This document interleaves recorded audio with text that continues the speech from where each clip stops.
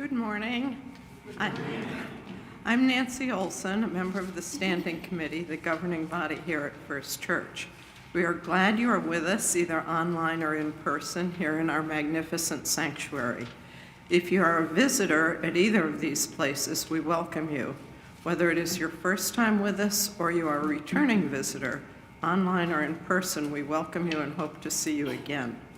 To learn more about First Church Boston or Unitarian Universalism, please visit our website, firstchurchboston.org, or contact Reverend Stephanie or me during coffee hour, which will immediately follow the service. I do have 3 announcements this morning. The first is that the Canvas campaign for our 2025-2026 fiscal year is underway. There are booklets in the pews with information about how to make your pledge. They're the ones with the colorful logo on them. There will be some available at coffee hour if you need that. I hope you will make your pledge in the next month. I have made mine and stretched a bit, as Mary Ellen encouraged last week. If you have any questions about this, you can see me at coffee hour. The other pamphlet, by the way, is more general information and might also be of interest to you. The next 2 events have in common that a light lunch will be provided, that Reverend Stephanie can answer any questions that you may have about either of them, and that Zoom options will be available. After church today at 12:30, Robert Jones, Congregational and Volunteer Coordinator, and Vinnie Miles, Director of Development and Communications of the UU Urban Ministry, will be leading a new workshop about the programs that they have. And you can learn how you can make a meaningful contribution to this important community partner of ours. And after church next Sunday, if you are interested in becoming a member of First Church, please join Reverend Stephanie and Fern Beck of the membership committee to learn more about what that means. More information about these and other events, along with relevant Zoom links, are in your order of service and in the e-news. Thank you again for being here today. Let our service now begin.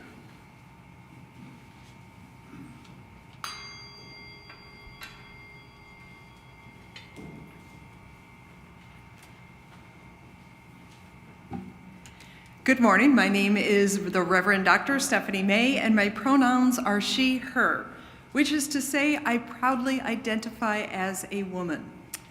Yesterday was International Women's Day, and you may have heard that there was a large march in Back Bay, and perhaps some of you were there. I suspect some of you were there. Within the U.S., women have been fighting for equality for centuries.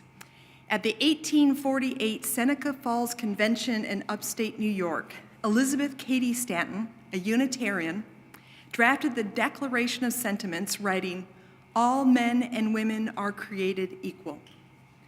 As a Unitarian Universalist congregation today, we continue to affirm the equality of men, women, and people of all genders.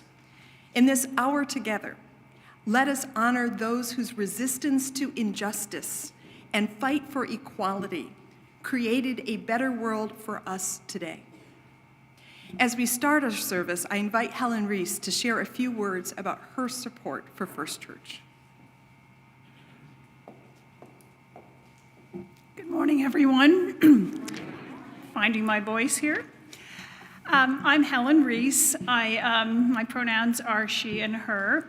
I'm a former member of the Standing Committee and currently serving on the Ministers Committee. As you know, it's pledging season, and I'd like to share why I pledged to First Church and why I'm also increasing my pledge this year. Belonging to a faith community has always been important to me. When I moved to the Back Bay 8 years ago, I felt that I had found my spiritual home here. Being part of this church ensures that I am amongst people with shared values of love, justice, equity, transformation, pluralism, interdependence amongst people and also with our environment, and generosity.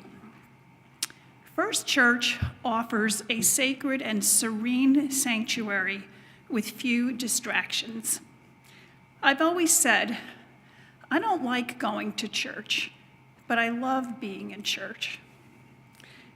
When I'm here, it's easy to focus on the inspiring readings and sermons and the fantastic musical offerings that transport me from a feeling of despondency about all the serious problems going on in the world today to a state of hope and action. With the option to attend remotely, hello all of you out there, these gifts are available whether I'm here in person or in my second home in Vermont, which is also a very special thing about this place. Pledging is a commitment to our shared vision and ensures the sustainability of our spiritual home, supports vital ministries, and strengthens the bonds of fellowship within our congregation. When I was a child, it always felt like church was a place where you got to go for free, where there was no fee for admission.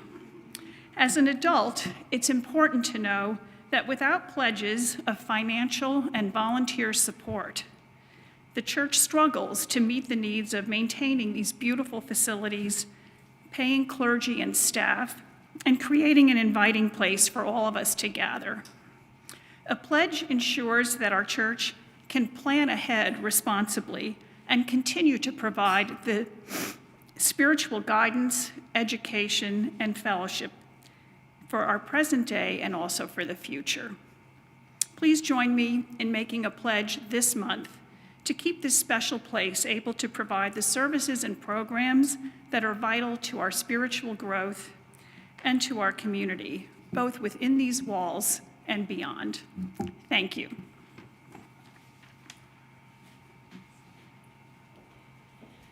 One of the most important pledges we make each week is to say together our affirmation of how we pledge to be with one another and affirming why we're here. So I invite you now in body and spirit to rise in body and spirit and to say together the affirmation in your order of service as I light our chalice, symbol of Unitarian Universalism.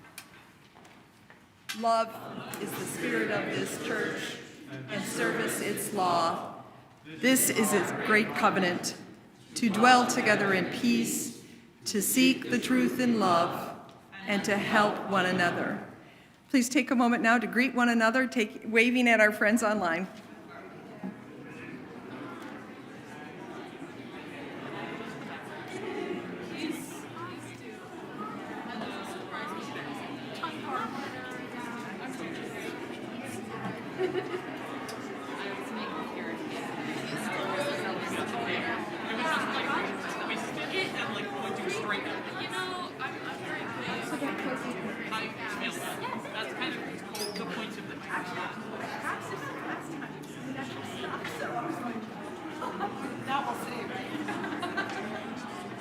I thought if we did it twice in 1 year, we might start getting in our roles.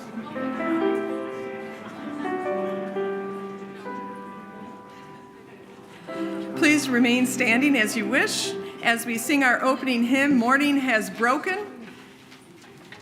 This is a bit of a joke about, it's a wonderful song, but I was thinking on the time change morning when we're all like, okay, it's a little earlier, we are going to be positive about the morning. And this is a great song for the morning. And also symbolically, that sense that the hope that feels in dawn, that even when times feel hard and dark, that there's that hope of a new dawn. So please join me in singing hymn 38, Morning Has Broken. And a little Cat Stevens begin. First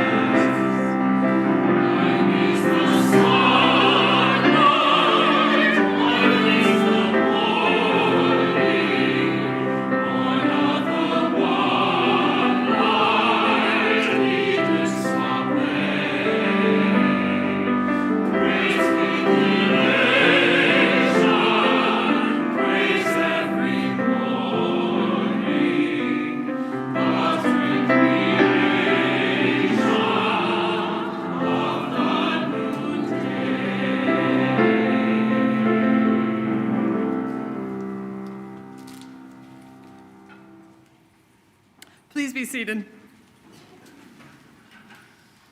Okay, we're not using that mic. Can't figure out how to turn it on. Okay, so for our Time for All Ages today, first of all, if you don't know, my academic background is in gender and religion, and so this is the day I sort of geek out on women's history. So thank you for letting me do that. So this is a story by Janine Grossmeyer, Speaking Out Maria Cook. In 1779, more than 200 years ago, a girl named Maria Cook was born in New York State. When she was born, the Americans were fighting the British in the War for Independence, 250 years ago, right? The Americans wanted to have their own country where they could be independent and free to make their own decisions and say what they thought. When Maria was 4 years old, the Americans won the war. When Maria was 8 years old, do we have any 8-year-olds? Almost. Americans decided to have a constitution. The Constitution promised that in America, people had a choice of what to believe in and the right to speak out for what they believed. Maria chose to believe in a religion called Universalism. People called it Universalism because that religion said God loved all people no matter what. And since God loved everyone, eventually everyone would be with God in heaven. Other religions said that only a few people went to heaven and the rest went to hell. But Maria didn't believe that. She believed that God chose everyone. She believed that God loved everyone in the universe, even if they did bad things. After all, sometimes she did bad things, and her parents still loved her, and God was her parent too. That's what Maria believed, and so she chose to be a Universalist. When Maria was grown up, she decided to speak out for what she believed. She started talking to people about how God loved everyone, and everyone would go to heaven. She talked to everyone about Universalism. She talked to people in their houses, she talked to people on the streets, and she talked to people in the stores. And then she started talking to people in the church. Not just after church or before church, but during church. She actually went up to the pulpit where preachers go and started talking about Universalism. Then people started talking about her. Because back then, even though the Constitution promised all people would have freedom of speech, it didn't really work that way. Women weren't supposed to talk in public. Women weren't allowed to vote, which is a very important way of speaking out for what you believe in. Women were not allowed to give speeches or run for office, so no one could vote for them either. And they certainly weren't supposed to be preachers. Some people thought it said so in the Bible. But Maria preached anyway. She spoke out for what she believed in. She traveled from town to town, preaching about Universalism. Lots of people came to listen, even though she was a woman. She spoke so well that people started believing in Universalism too. And in 1811, a Universalist church gave Maria Cook a letter of fellowship, and today we remember her as the first woman to be a Universalist preacher. But not everyone liked having a woman preach in their town. They didn't want her there. In 1813, she was arrested. The police said it was because she was a vagrant and didn't have a house to live in, but that wasn't true because she was staying with friends. When the police came, Maria didn't argue. She didn't resist. But she didn't help either. She refused to walk. So the police had to pick her up and carry her to a wagon. And they drove that wagon to Cooperstown. And then they had to carry her out of the wagon to see the judge. Maria knew she hadn't done anything wrong, In the courtroom, she spoke out and told the judge that. She told him she didn't recognize his authority. She did not think he had the right to be the judge of her. She refused to answer his questions. For that, the judge sentenced her to jail. Maria wouldn't walk there either. The police had to pick her up and carry her to jail. And once she was there, guess what she did? She talked to the people in the jail. She talked to the police. She talked to the prisoners. She talked to everyone she met about universalism and God's love of everyone. She just kept right on preaching. After a few weeks, the judge let her go. Maria continued traveling to different towns and preaching about universalism. All her life, Maria Cook spoke out for what she believed in and did what she thought was right. She didn't yell. She didn't push or hit. She spoke out. The Universalist religion that Maria Cook talked about is part of our own heritage and part of our religion's name, Unitarian Universalist. Like Maria Cook, we believe every person should stand up and speak out for what they think is right and true. We believe everyone should have a say about matters that concern them, and no one should put them in jail for speaking out. Thank you for listening to the story, and I invite our kids now, as you wish, to go join Jackie and Noah for a time of games and story, and our choir.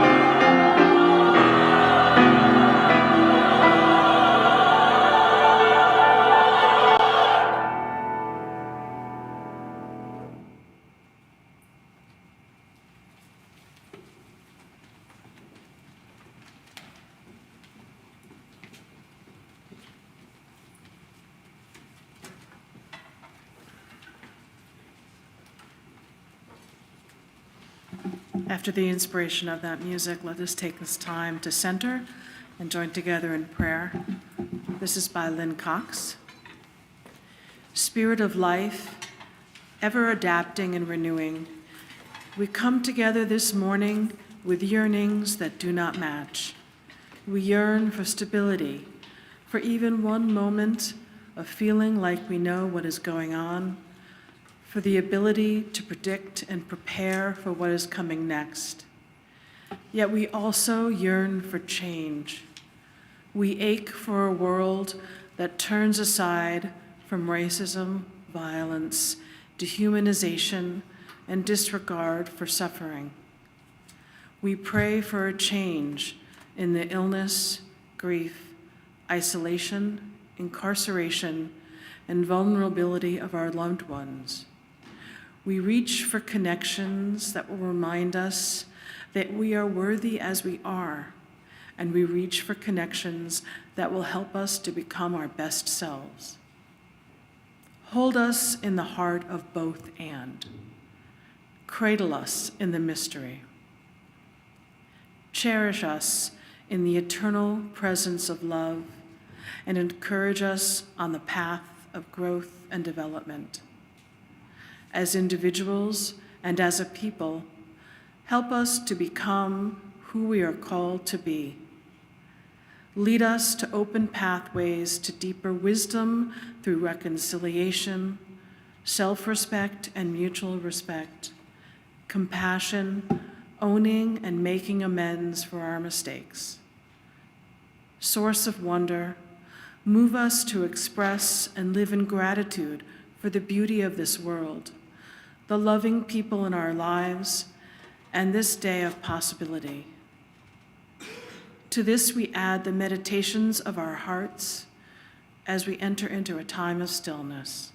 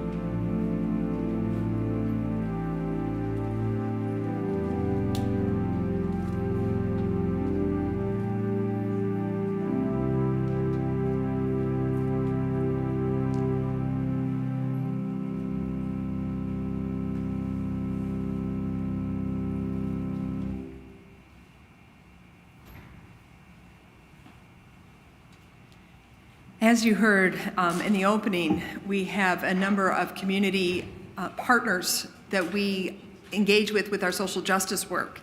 And right after the service, I'll do another plug. The UU Urban Ministry will be here to talk about their programs and how you can get engaged. If you have that itch to do something, it's a great organization in Roxbury that has been around for almost 200 years, I think, at this point. And so I encourage you to come learn more and just see if there's a way to plug in with them. But today, our offering is going to another of our community partners, the UU, Unitarian Universalist Mass Action. Their mission is to organize and mobilize the 20,000 Unitarian Universalists and the 142 UU congregations here in Massachusetts, and to organize them to confront oppression. The variety and energy of their active campaigns is amazing. This year, their legislative priorities include immigrant justice, solidarity with the immigrant legislative priorities, and including changing our flag. If you've been following that, it's been going on for years. Yeah. And also ending solitary confinement and in prisons. So I invite you, as you are able, to give as generously as possible to both the plate here or online. There's a QR code in your order of service and also on the screen online. Thank you for your generosity.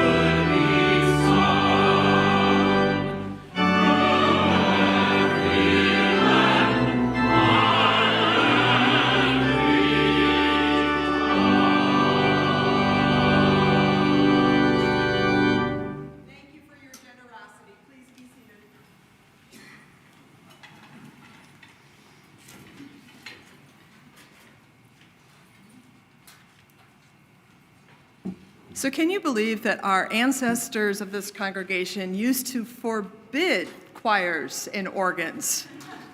That would have been a different vibe.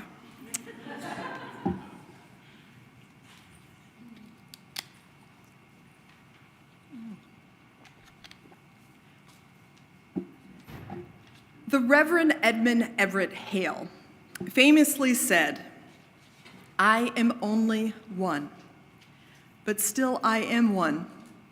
I cannot do everything, but still I can do something. And because I cannot do everything, I will not refuse to do the something that I can do."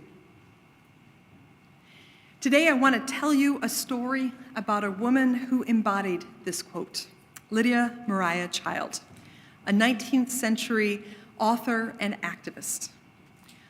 Although she never had the right to vote, she influenced the direction of the entire nation. What she did have was a pen, a hard-won education, and a brilliant creative mind. Born in 1802 in Medford, Massachusetts, as an adolescent she briefly lived in Maine, near the Abenaki and Penobscot Indians. This experience informed her first book, Hobomok, in 1824, as well as her much later Appeal for the Indians, published after the Civil War in 1868. During the 44 years between those two books, Child's life and that of the nation heaved, twisted, and turned. As a young woman, Child was widely known as the author of Hobomok, also The Frugal Housewife, an advice book, and the Juvenile Miscellany, something like that, the nation's first children's magazine. But then in 1833, she published an appeal in favor of that class of Americans called Africans. Some consider it one of the first book-length treatises on abolition in the US. And when she published that, she followed her conscience off a metaphorical cliff. Simply put, her 1833 appeal was too radical for most Americans. She not only called for the immediate end to slavery, but she also criticized Northern racism, writing, it is 19th century language, "While we bestow our earnest disapprobation on the system of slavery, let us not flatter ourselves that we are in reality any better than our brethren of the South.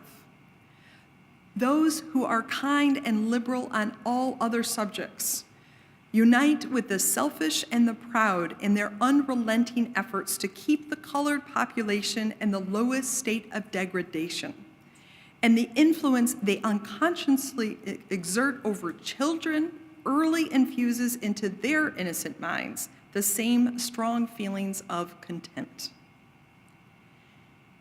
In other words, for Child, denouncing practices of enslavement was not enough. She also called for a change in attitudes and actions that promoted social equality and challenged teaching racism to children. For Child, the goal was to end the prejudices and the racist ideas that undergirded the whole system of enslavement and injustice. She knew she would face resistance to her ideas, writing as much in the preface to the appeal. Still, she chose to write her conscience and paid for it dearly with her reputation and loss of income. More than 3 decades would pass from the 1833 appeal to President Lincoln's Emancipation Proclamation. Describing those Civil War years, Child biographer Lori Crenshaft writes, "Northerners rallied around the goal of emancipation even if just a few years earlier they had been opposed or indifferent to it. For 35 years, Child had lobbied for abolition, and many people now praised her foresightedness. Newspapers vied for her writings, and she was considered one of the most influential shapers of Northern public opinion. Finally, the public embraced Child's long advocacy to end the enslavement of people.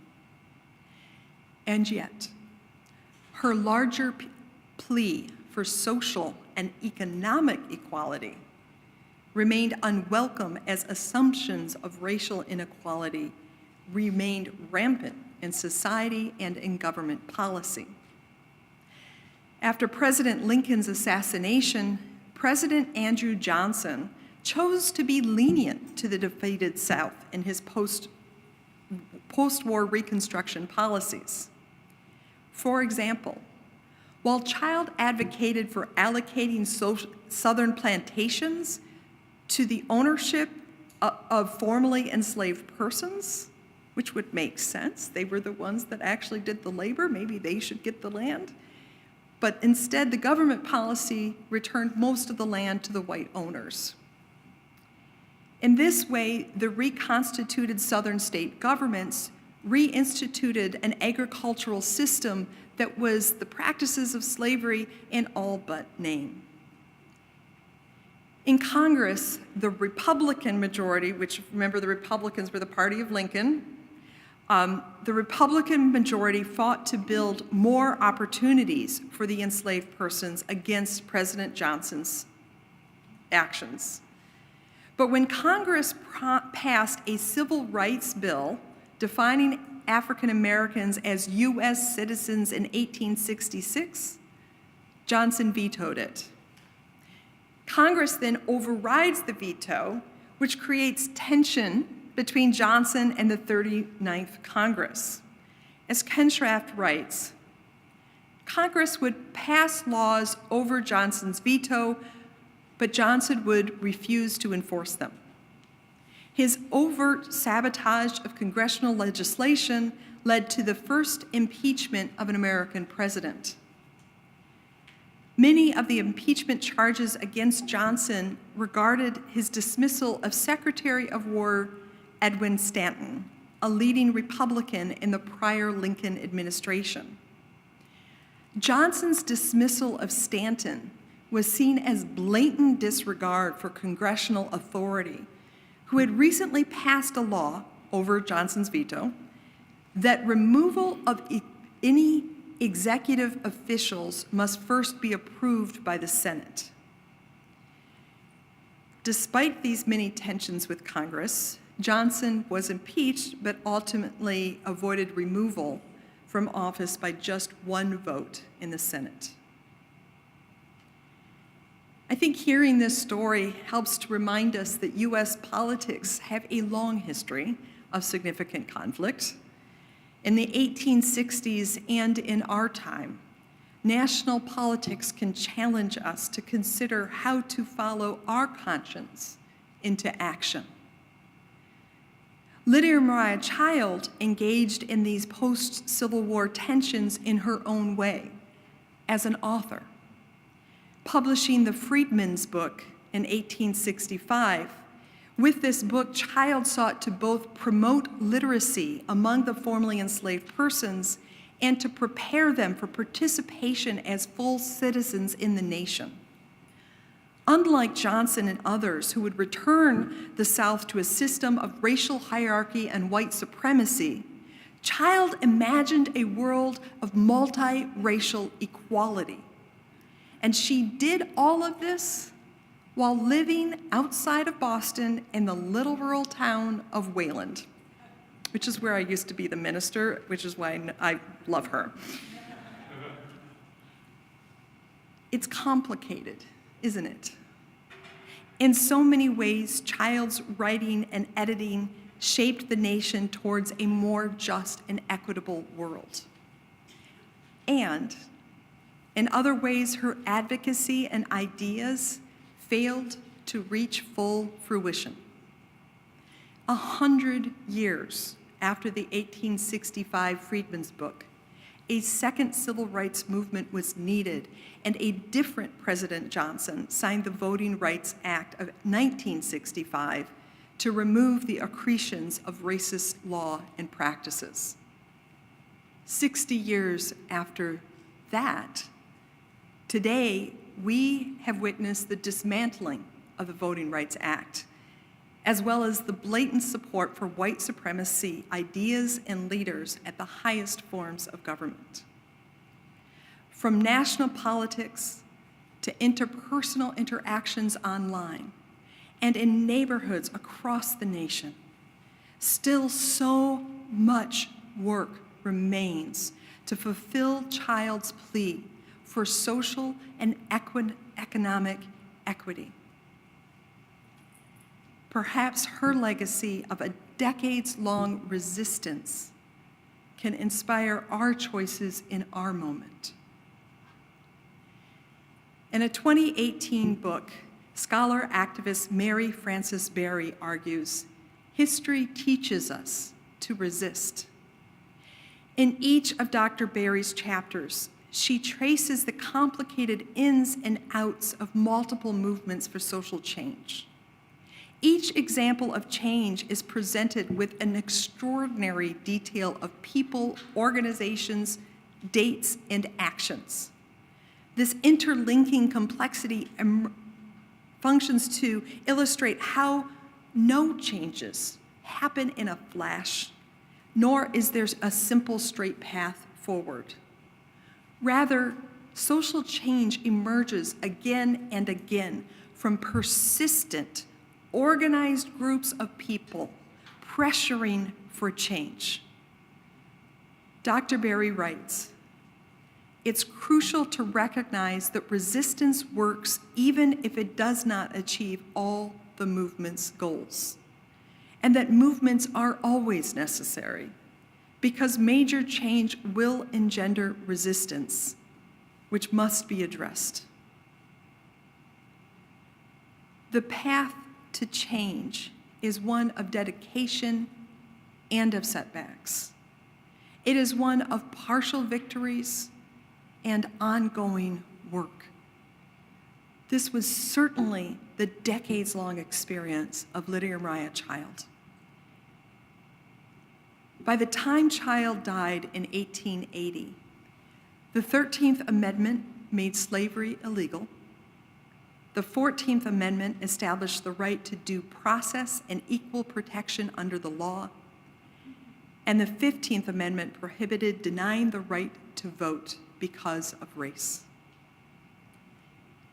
And women would not receive the right to vote for another 40 years.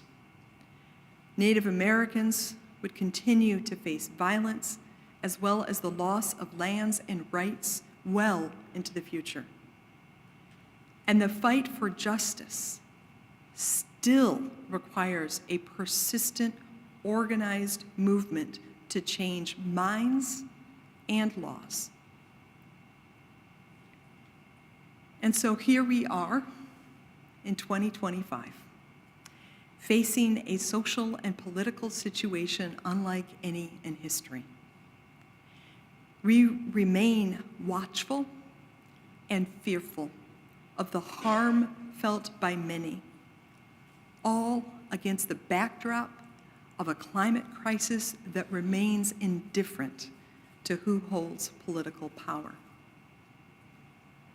Reflecting about this moment in light of Lydia Mariah Child and Dr. Berry's idea that history teaches us to resist, part of me feels like railing against injustice with prophetic anger, and that's not always my style, but it's there.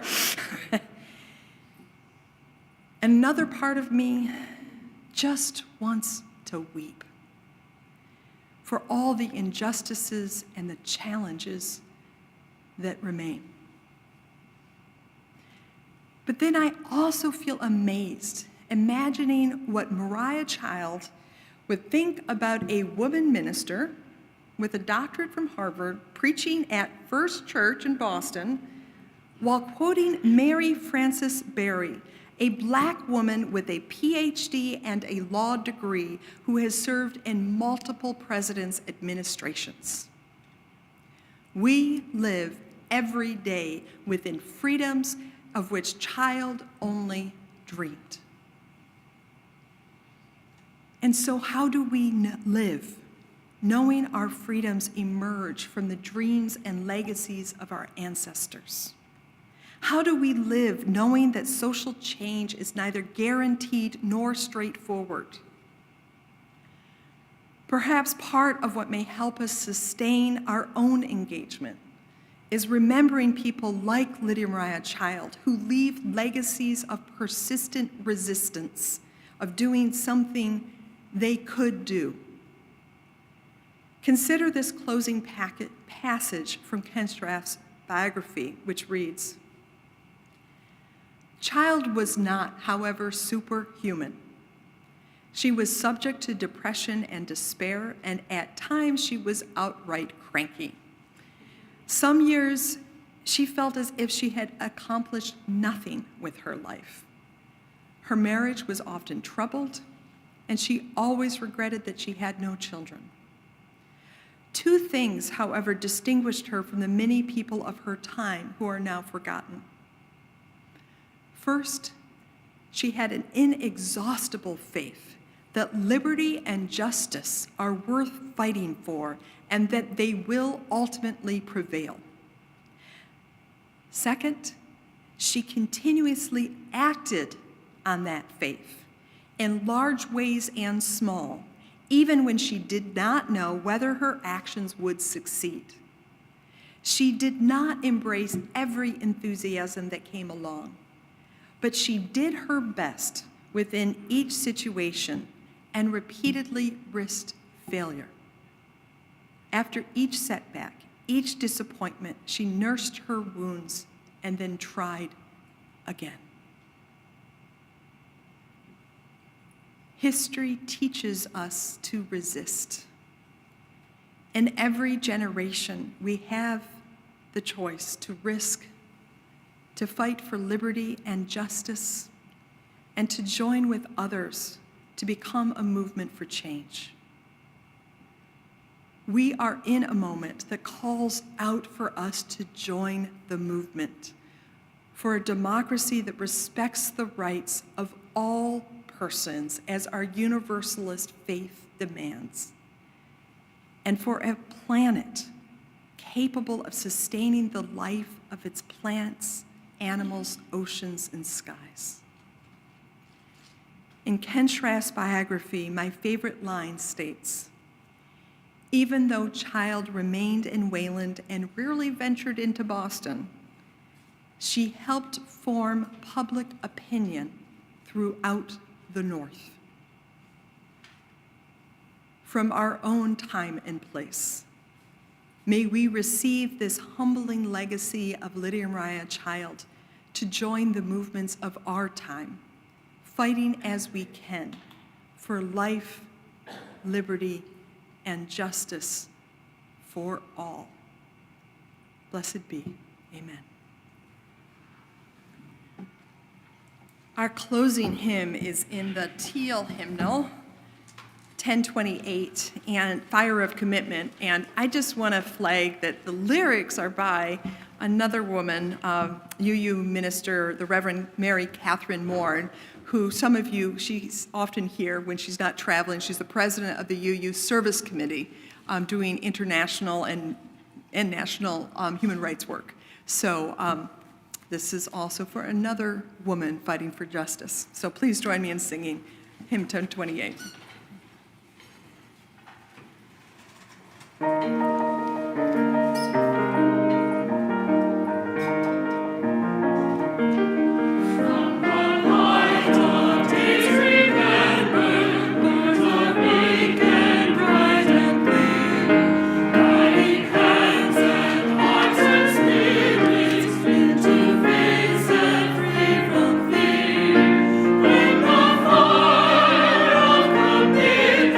Sets my mind and soul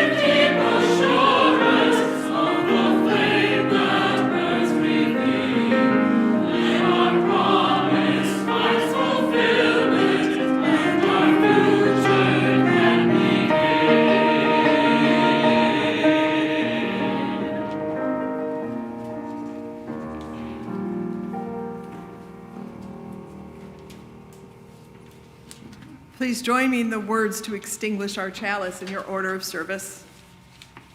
We extinguish this flame, but not the light of truth, the warmth of community, or the fire of commitment. These we carry in our hearts until we are together again. Sustained by our connections to each other and to all that is holy, let us go and be beyond these walls, engaging across difference, loving with abundance, and working together to sustain our shared world. Blessed be.